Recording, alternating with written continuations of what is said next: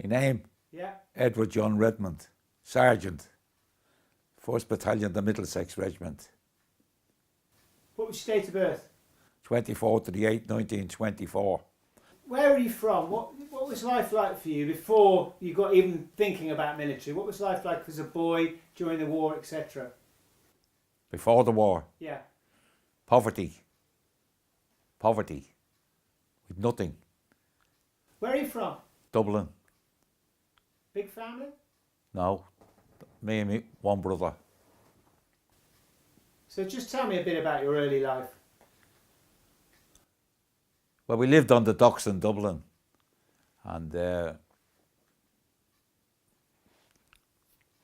I went to one of the best schools in Dublin, Western Road Christian Brothers, and I left there when I was 15, and then I got a job as a delivery boy, delivering groceries. And when I was 19, I decided to come away and join up. Oh, What year was that then? 43, 44. But before that, I done a spell in the Irish Army from 42 to 40 to the end of 43. I got discharged from the Irish Army because they were running the army down then. They didn't need all the volunteers. So that's when I decided to come and join the British Army. So I joined the army in May 1944. You just talked a bit about the fact that you had a good education. Yeah. Did you know anything about sort of the globe and geography of the globe and the Far East? No, we knew nothing. No, I didn't know nothing about the Far East. So Korea never No, featured never as a heard of it. Okay. And why did you want to become a military person? What was your calling? Well, I come from a military family. My father and all his brothers was in the First World War. And then my father and one of his brothers was in the Second World War. They were old men then. They were in their 40s when they joined up. When 1939, it run in the family. Right, yeah. Were they in the British Expeditionary Force? Both of them was at Dunkirk. Oh, right, Yeah. yeah. So you were surrounded by military stories. You saw the uniforms. Oh, yeah. Okay, and compared to being a grocer. And then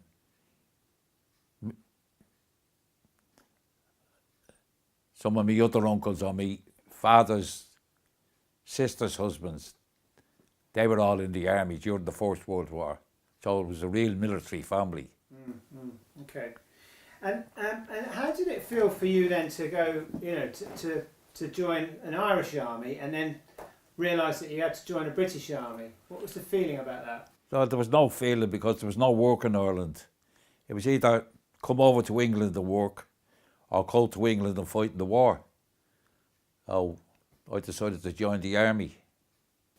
And when you're in the Irish army, is there a sort of a natural progression into a particular regiment? I mean, could you join the Royal Ulsters? I mean, just tell me a bit about how that transition happens. Well, everyone was always talking about the war, and Ireland wasn't in the war, and the troops had itchy feet, and most of them used to piss off and join the British Army. But I didn't do that. I waited till I was discharged, and I always knew through my father not to join an Irish regiment, the Ulsters or the Inniskillens or the Skin or the Royal Irish Fusiliers, because they were all biased. They were Protestant regiments. So if you were a Catholic, you had no chance of ever getting on. Very little chance of getting above the rank of, say, sergeant. Yeah. So I decided to join an English regiment. So I joined the South Lancs. And I went to Liverpool to do my training. Is that because that's where you sailed to? Pardon? Is that because that's the first place you landed when you sailed across the Irish Channel? No. Oh. We went from Belfast to, no, we went from Larne to Stranraer and down from Scotland, down to Liverpool. And whilst I was doing my training there, they were looking for commandos, volunteers for the commandos, so I decided to join the commandos. So I was interviewed there and I was picked to go to Kerry to do the commando course up in Kerry up in Scotland. What year was that? 44. Okay, yeah. Was that early 44? About May. No, June or July. So just after Normandy? Just after Normandy. Yeah, tough course. Well, let's put it this way. The training was worse than the fighting. Yeah. Because it was all done under live ammunition. And they were allowed 10% casualties. Any standout memories from that training period? I mean, how much of a culture shock was that to go from an Irish army that's basically sort of disbanding to a commando? I mean, that's a heck of a change, isn't it? Oh yeah, but you see, they brainwashed you up in Kerry. Everything was done with the intention of killing the enemy. Every time they say, "What are you training for?" You had to want to kill the enemy. To kill the enemy. So it was. There was no big deal, because everyone was joining either the commandos or the paratroops. And in terms of this 10% that you talked about, did you have any mates that got injured or not? Oh, there was blokes getting injured all the time. Yeah, but the training up there in Kerry was based on me and my pal. You had one bloke that you trained with all the time. He never left your side, you never left his side. So everything you're done with him. Didn't know that. Yeah. Any particularly tough bits that you just thought that was the hardest thing you'd ever done? Up in Kerry? Yeah. Well, everything was hard. The speed marches and the route marches, and I mean, you had to do 12 mile in 1 hour and 40 minutes with full pack, 70-pound pack on your back. Yeah. What was it like getting your beret? Well, we were presented with our berries by Laycock. No, was it Laycock? No, Lord Lovett. Oh, yeah. Lord Lovett, because he had his own private army, the Lovett Scouts. Yeah, yeah. And he was the top man. He was brigade commander. Oh no, he was CO4 commander when they landed at on Normandy. Yeah. He come to give us our breaths. Proud moment. Pardon? Proud moment. Yeah. You just threw your other breath away. Yeah, cool. Okay, so when you passed out then, this is after 44. So Yeah. were you then getting ready to go to Arnhem? I was selected for special training. So I was sent to the Holding Operational Commando in Wrexham. Was that still for Commando? No. I never go to Fort Commando. Oh, okay. I went to the Holding Operational Commando in Wrexham. It was a specialist unit where all commandos were sent after their training, waiting to be posted to different other commandos. So I was selected to do a machine gun course and a range finding course. Oh, I done the training there in the Welsh Mountains. Nice. Outside Wrexham. Yeah. And then after that was finished, we were in a camp called Hightown. It's in Wrexham. And this was 45 then. And we were ordered one morning to get all our kids together on parade, get your packs on, throw your kid in the back of the lorry. And we didn't know where we were going. And we started off marching, and we marched all the way to Birkenhead, straight onto a troop ship. We didn't know where we were going then even. Yeah. We found out after when we were out in the Bay of Biscay, we were going to the Far East. All right, yeah. Oh. And what were you doing out there then?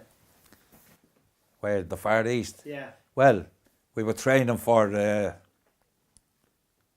Operation Nipper. That was for the invasion of Malaya and Penang and them places. Oh, we were stationed in Pune. And we went to we went down to Bombay, got on a troop ship, HMS Glencoyle, which was horrible, the most horrible ship I've ever been on, full of cockroaches and everything. And we spent 6 weeks on that in Trincomalee, in Ceylon then, Sri Lanka now. Then we started off for the invasion of Malaya, but we were on a separate operation. We were to go to invade Penang. So our operation was called Operation Bugle. And just as we were about to leave the ship, the Yanks dropped the atom bomb. So that finished the war then. Yeah. Was that Operation Bugle, was that one of the ones that was considered a sort of a one-way mission? It was all part of Operation Nipper. Right, yeah, but I think I've heard of Bugle, and that, I think, if I'm right in thinking, that they knew that basically you were going to go in and you would take out as many people as possible, but essentially you weren't. Yeah, we were to take Penang. That was the small island up the top. Right, yeah. Of Sumatra. Yeah, yeah. And saved by the bomb. Pardon? Saved by the bomb. I spent my 24th birthday on that ship. Oh. Yeah, and then we were saved by the second atom bomb. Right, so they decided to send us then further down. We went down the Malacca Straits, and we thought we were going to Java, but instead of that they said rushed us up to Hong Kong, stayed up into the new territories, so sealed off the border between China and Kowloon. And we were there then from September 45. Yeah, the bomb was dropped in August. We arrived there in September. And we were there up on the border until Christmas 46 when we were disbanded. Long time. Yeah, and we were living in wartime conditions, you know. Basic. There was no barracks or anything then. No. Yeah, hardcore. Good training for career though. Pardon? I say good training for career. Yeah, yeah. So I know then you went to the Middle East, didn't you? From the Far East to the Middle East, is that right? No, I went back to India Oh. when we were disbanded. Okay, yeah. I went to the Manchester Regiment. That was my parent regiment. Yeah. Right. Because I was a regular soldier then. And then when India was getting its independence, I'd been long enough abroad to go back home. So they didn't take me, the Manchesters went to Malaya, and I came home for 28 days leave. And on my way back, I went to Gibraltar for 3 months. And after 3 months, I went to Egypt. I was in a transit camp there. Me and another guy, fella named O'Connor from Glasgow. And we always had to go up every day to ask the orderly room, how long are we going to be here? How long are we going to be here? Because there was that many troops moving. You could get lost. If you didn't remind them you were there, you could have stayed there for the rest of your service. There was a sergeant major there. He was in the Middlesex. He says to me, what do you used to do? I said, it was a machine gunner. Oh, he said, the Middlesex regiment looking for machine gunners. He said, a good regiment. So that's how I ended up with them. We went then from Egypt, me and this fellow Connor, to up to Jordan to join the Middlesex. I was there when they booby-trapped the intelligence officers that they'd captured. Oh, yeah, I remember. And they hung them on the trees. And when they went to get them down, the blokes who went in to get them down were booby-trapped. The bombs went off. So Middlesex, was it as good as you expected? Yeah, better. Good. Great regiment. Yeah. No bias. Great. Good regiment. And where did you go first with the Middlesex then? Where was their first posting with you? Was that straight up to After in May the 12th, 1948, when we pulled out of Israel, Palestine then, we as good as left everything. All we left was with our rifles and our ammo.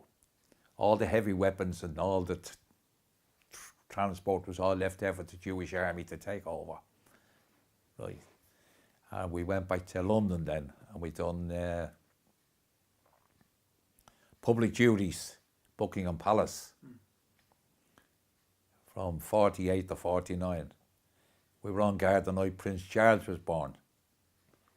And then in 49 we were ordered back to the Middle East, out to the Far East again, to Hong Kong. Do you think you'll be invited to Charles's son's wedding then?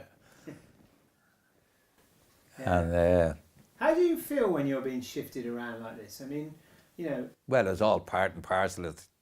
You get fed up in one place, you didn't mind going to another place. As we used to say, it's a holiday on the king's expenses. Yeah, so you didn't mind going back to the Far East though? No, I didn't mind going back. Because by then Hong Kong was a great posting. What made Hong Kong a better posting second time round then? Because it was all modernised by then. What, even in the 2 years? From when you left? From when we left. Wow. It was, everyone wanted to get to Hong Kong and Singapore because there were two great postings. Did you, when you went back there, had there been any rumblings in Korea at that point? No, we never heard of Korea. Nobody had ever heard of it. Yeah, amazing. Yeah. When did you get any sense that you were going to be leaving this cushy place of Hong Kong? Do you remember? It was on a Sunday. And there was a swimming gala on. And the CO, the adjutant, got a message from divisional headquarters. He went to see the CO. The CO was going to give the prizes out at the gala swimming. And he said to him, you wanted immediately, at once, at divisional headquarters. And when he got there, he was told, you have 3 days to get ready, you're going to Korea. So then I was in the transit camp. I was going to come home because I'd been too long abroad. So as soon as I heard, I packed my kit and went back to the battalion. And I was provost sergeant then, right? But they filled me vacancy. So the CO said, well, I don't know what I'm going to do with you. He said, and the adjutant said, well, make him admin sergeant. So that's how I got back with the battalion to go to Korea. Wow. But when I did get to Korea, I went to D Company as a platoon sergeant. And what do you remember of? Can you remember sailing into? Yeah, sailing into Busan. Yeah. The rocks, the big rocks, and. We came in on an aircraft carrier. I think we had a bit of trouble trying to move up. Tie up, like, you know. Yeah. We came in with the Jamaica. The Argyll and Sutherland Highlanders was on the Jamaica, and we were on the Unicorn. And we were the only 2 battalions who went. The Aussies didn't join us till later on. And when you're on that crossing on the Unicorn, are you being told anything about what you're about to do? Oh yeah, we were told before we left by, I think his name was Sir Malcolm MacDonald. He was the governor of Hong Kong, that we were going to fight the communists. It was just the same as if we were going to fight them in Europe. Yeah. And did you remember Colonel Mann? Was Colonel Mann... Our CO. Yeah. Yeah. So was he, giving you some training advice? What were you doing? Oh, we were training. We trained all the time in Hong Kong.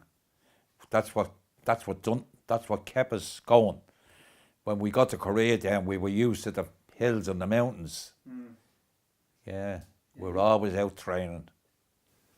Yeah, unlike a lot of the other regiments who went out in the 29th, who were training in Norfolk, which is about the worst possible place to train for Korea. Well, the 29th Brigade were all reserves. Yeah, true. They were all blokes in their 28s and 30s. They'd all been recalled to the army. But they were training in Norfolk. Well, some of them got no training. Yeah. Can you just talk me through what you remember now up to, basically coming out of Busan? Oh, well. To Seoul? The first thing that struck us was they had a big American black band, all blacks, playing on the quayside, welcoming us in. Right? Then we got off and we formed up and they put us on this train. You never seen nothing like it. Lice everywhere. We were scabby by the time we got off it. We were about 12 hours going up to the front line on this train. Everyone was itching and it was terrible. And we got to the Naktong River. That was where they'd held the North Koreans back. That was on the Naktong River.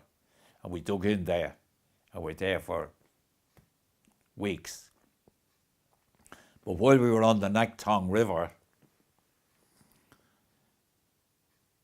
we were asked to provide a special unit of senior NCOs to go into the mountains on an operation called Operation Rowley.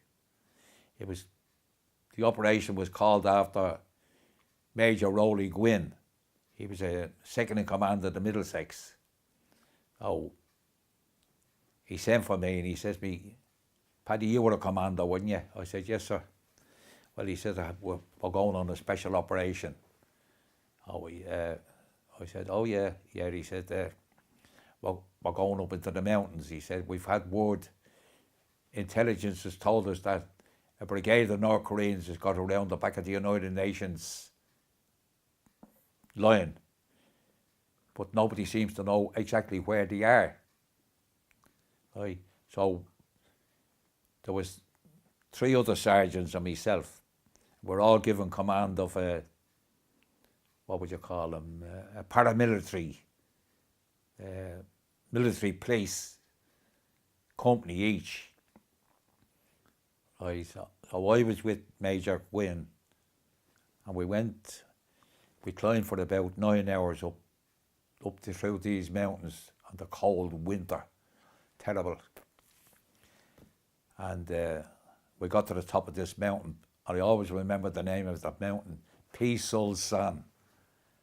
And we sort of scraped out hollows. And we had these South Korean police paramilitaries with us. And they used to send out patrols. And now and again they'd bring in prisoners, but not North Koreans, South Korean communists. And this day they brought in 2 or 3 women. And we never seen them again. They used to just shoot them. One morning, the private soldier with me was a fella named Jack Warner. And one morning we were scanning the mountains in front of us, the hills and that.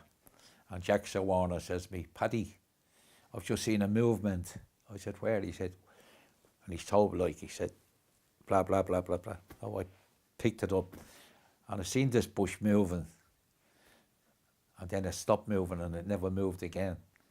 So the next morning at dawn, we were out, and this bush moved again. I thought that someone there, and I said to Major Gwynn, I said, there's someone on that mountain over there, on that hills, like those hills in front of us. It was about 1,000 yards away. Oh, he said, well, you know what to do, Paddy. So I called in an airstrike. And they were there within minutes. Napalm, everything. And the mountain just come alive with bodies running everywhere. But then I called in an artillery strike. I was like shooting turkeys. Just blew them away. And that stopped them like we found them where they were then. And they'd no chance then of getting through. Is this part of the defence of Busan then? Pardon? Was this part of the defence of Busan? Or Yeah. They'd got around the back. They'd gone around the flank. Yeah. Amazing. On the Naktong. Yeah, very good. And then after that we were ordered back. And me and this Jack Warner had to make our own way back to the battalion because Colonel Gwynn had gone down a couple of days before us. And when we got back to the battalion,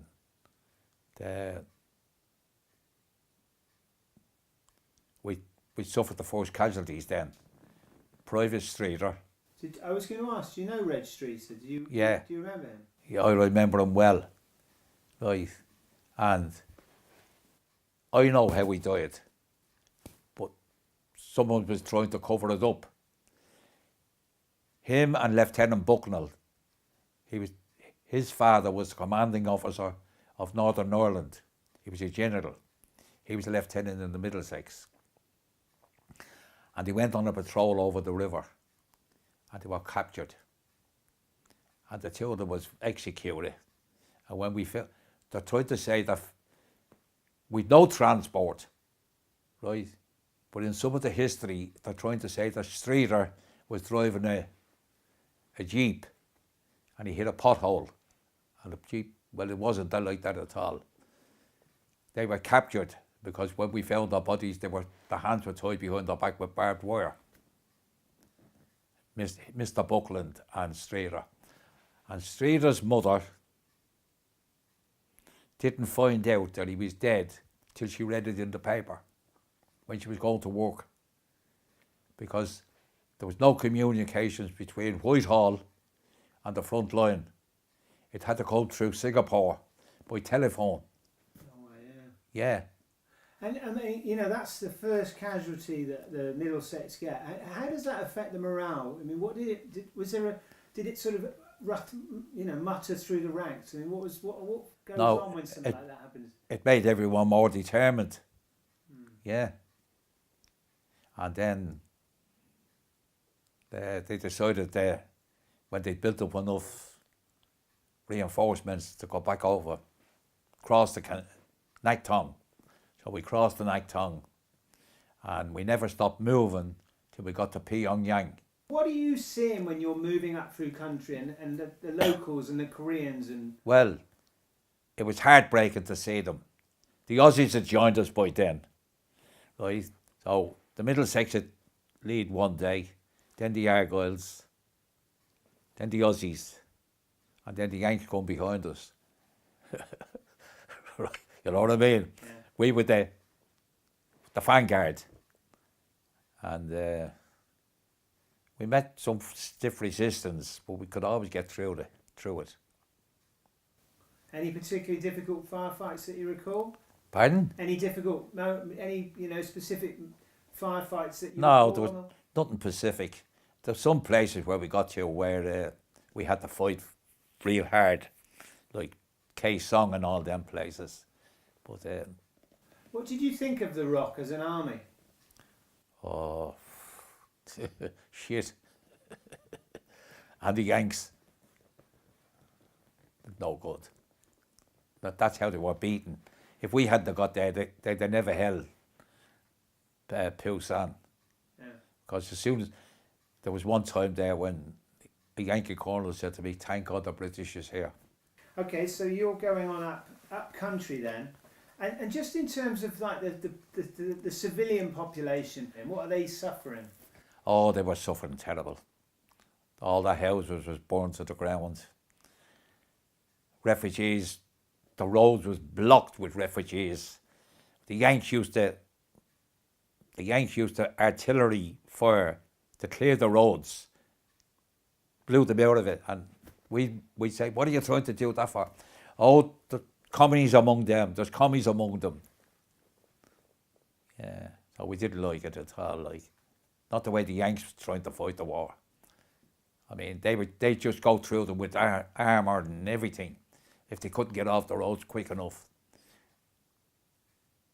Women with children on their back and old men and things like that, you know. And you basically walked virtually to the Yalu, didn't you? Oh, with no transport. No, no transport. Very little transport. You just touched on it, but where were you? Where was your position when the Argyles were napalmed? Could you see that from your position? Yeah, we were when they got napalmed. One of our companies went up to help them. Yeah, I think it was B company. I'm not sure, B or C company. Yeah, couldn't believe it. And they had the panels out, the recognition panels. The Yanks reckoned they hadn't them in the proper position and all that. They'd made the bullet balls of the bombing. Yeah. Does that affect how you feel about the Americans at the time, do you think? Was it just a war? Is just something in war? We never liked them. They weren't good soldiers. They'd been too long in Japan, having a great time. And then the blokes that they did send were all reservists who had been in Civvy Street. None of them any good. Every time they went into action, they were always beaten back.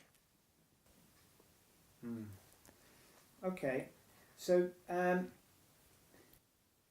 when we got to Pyongyang, everywhere you went, if the Yanks had got there, they used to put up a little man, like a little drone, and he said, what was his name? Something got here before you, right? Or you were now entered in, say, such and such a village by courtesy of the 5th Cavalry Division or the 4th, and all that. So we got to Pyongyang first, right? Oh, this is where the propaganda comes in, and this is where all the bullshit comes in with the Yanks, right?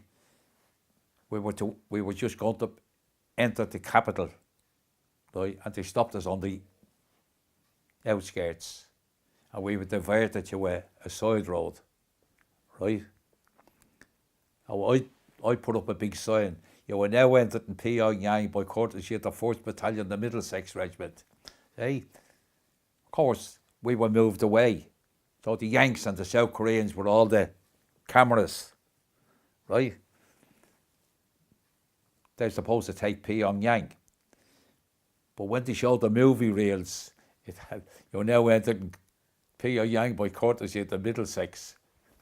Brilliant. And that was you who put that sign up? I put that sign up. That's right. Were they pretty much on the retreat at that point? Or did you The North Koreans? Yeah. Did you they were annihilated. They were finished. We got them right up to the Yalu River. We were only 12 miles from the Yalu River. Where were we? I can't think of the name of the place. But it was only 12 miles. And I would think it was in November when we were told that the Chinese were massing on the border. MacArthur told us we were all going home for Christmas. Instead of that, we were fighting like fuck to get back. Yeah. But the same thing happened again. The Commonwealth Brigade, the Middlesex, the Argyles and the Aussies, with the rear guard. The Yanks was in front. Usual old crack. What was the feeling when you suddenly saw the Yanks start to do this mass retreat? How were you feeling about that? Well, we didn't know nothing. We weren't told anything. Oh, wow. And then it was just bug out. Yeah. And it was one slug. Yeah, bug out. They never said withdraw, did they, or retreat? No. It was always bug out. Yeah, bug out. Yeah. Yeah. But with very little transport. If we did get transport, it was only what they'd allow us to have, with none of our own. And obviously by now, you just touched on it, it's in November, and it's starting to get cold. I mean, just talk a bit about when you got up to the Yallow, what were you wearing? I mean, when this weather changed? Oh, we were in jungle greens, because we'd know they hadn't,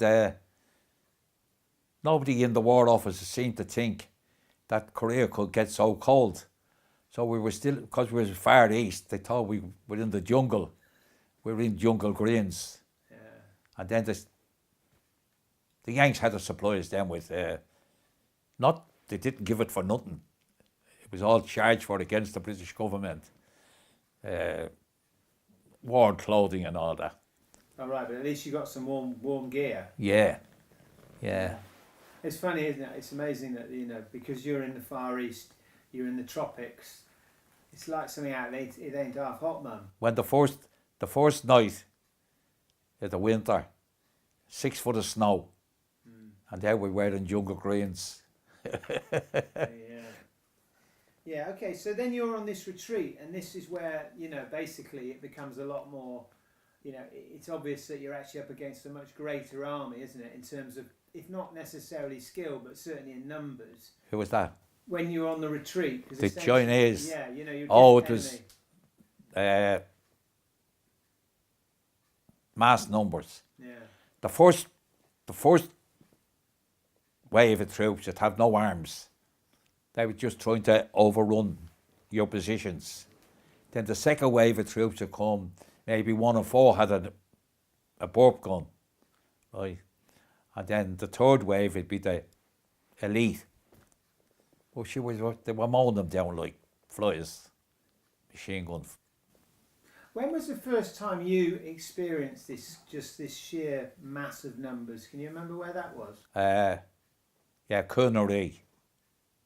At the Battle of Coonery, when the Turks and the Yanks were trapped in a ravine, and the Chinese was on both sides of them, and we had to go up and try and open the pass for them,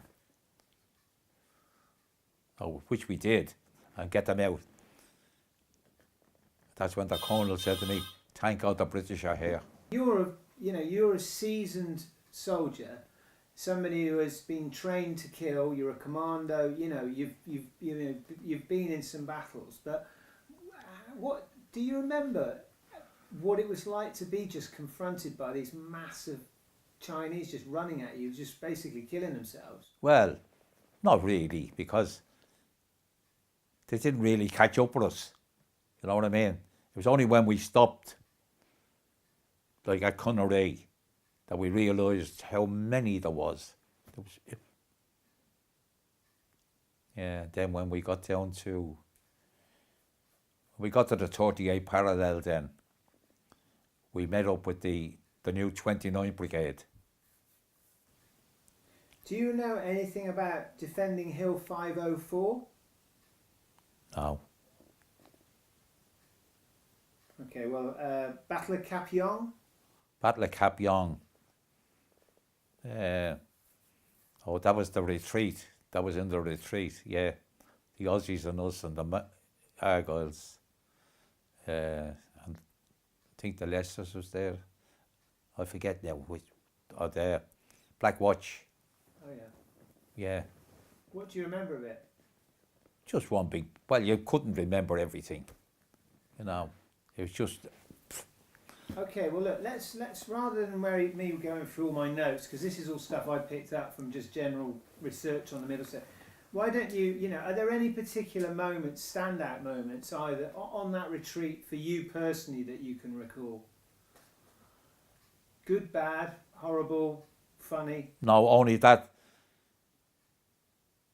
at Connery, when this Yankee major had a jeep load of wounded, and as he come through, he said, "Thank God the British are here." That's the one thing that stood out in my mind. Otherwise, it's just a blur. You couldn't remember everything. Yeah. What do you think?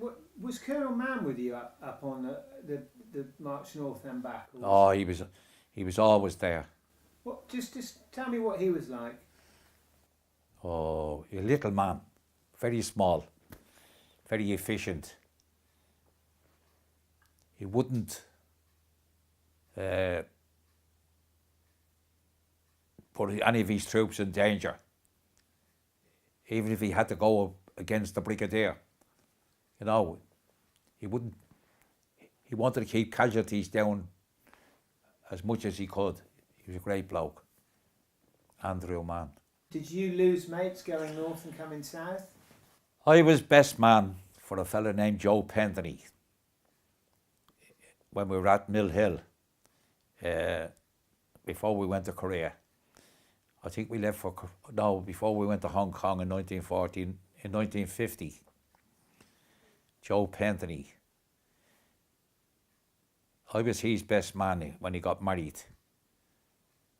And he got married on the Wednesday.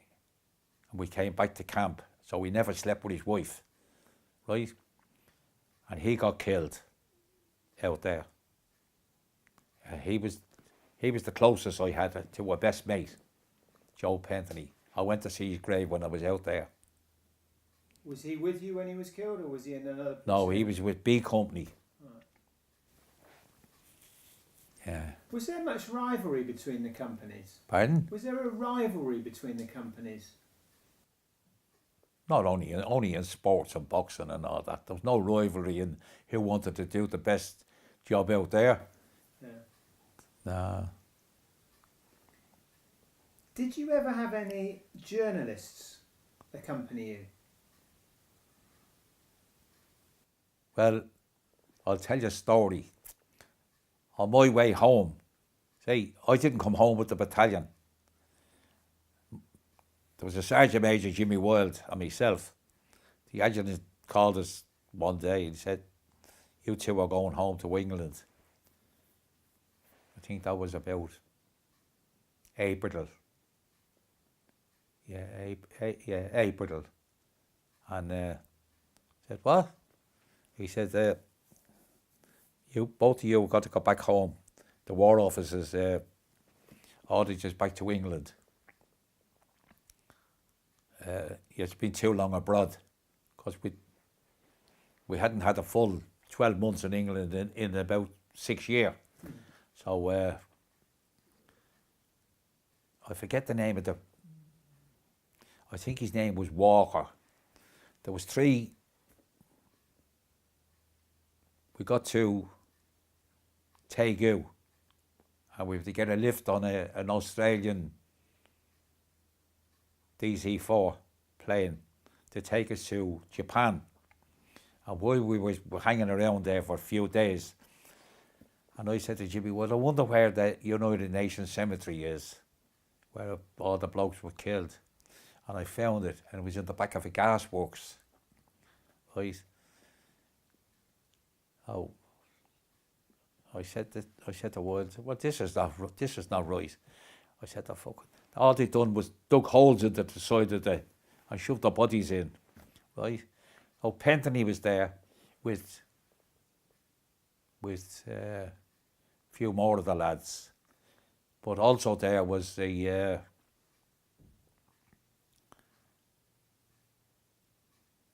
second in command of the Argylls who had won the VC. What's his name Speakman. was? Huh? Speakman. No. This was an officer.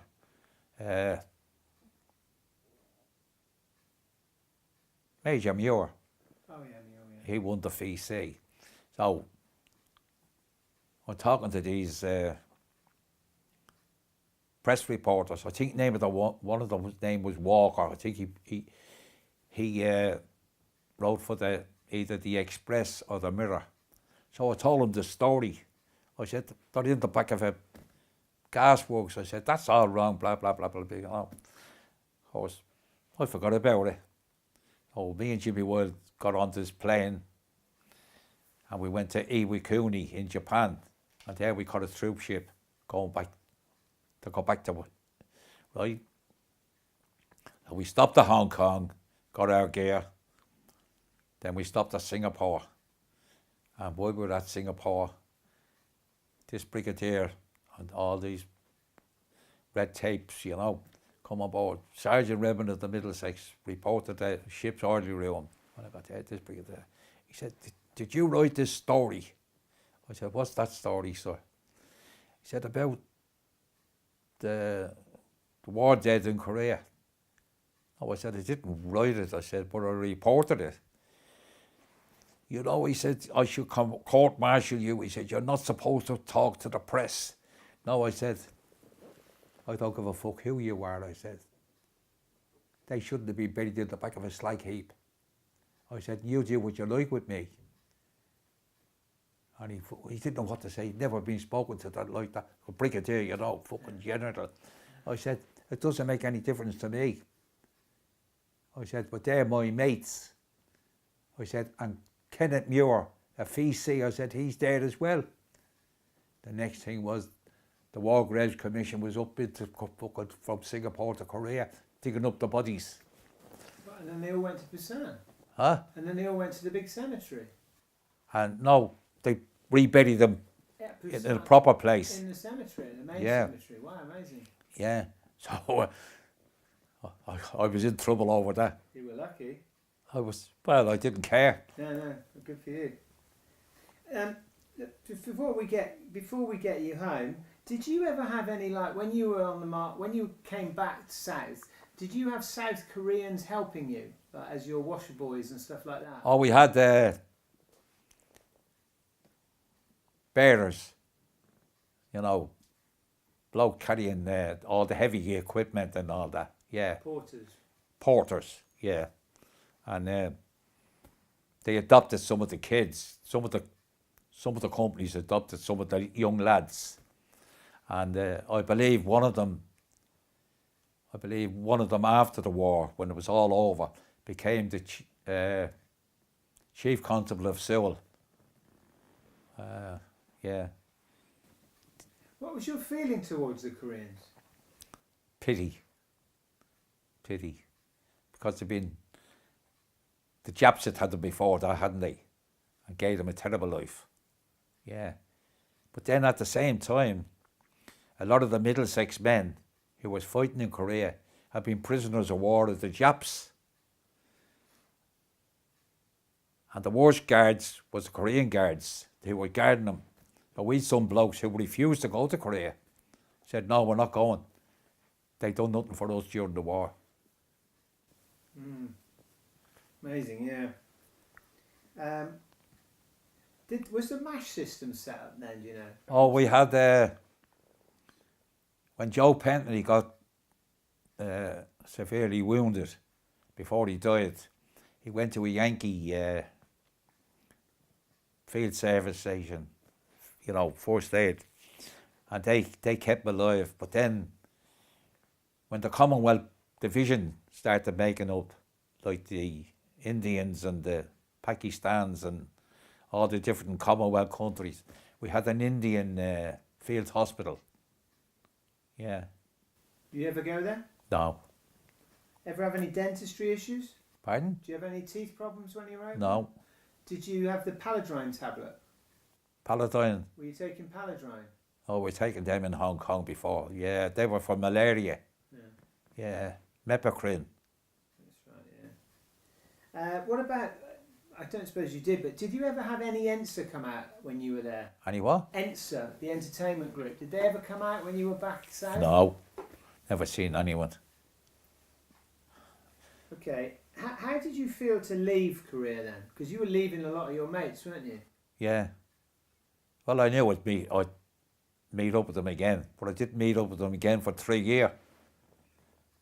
Because I posted to Shepton military prison as a on the staff there where the Craig twins were.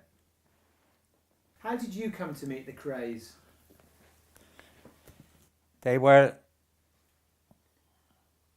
stationed at Shortcliffe, and they burned the guard room down.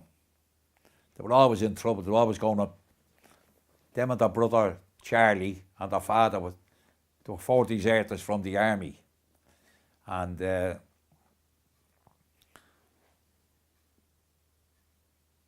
I got transferred to the Military Provost Staff Corps.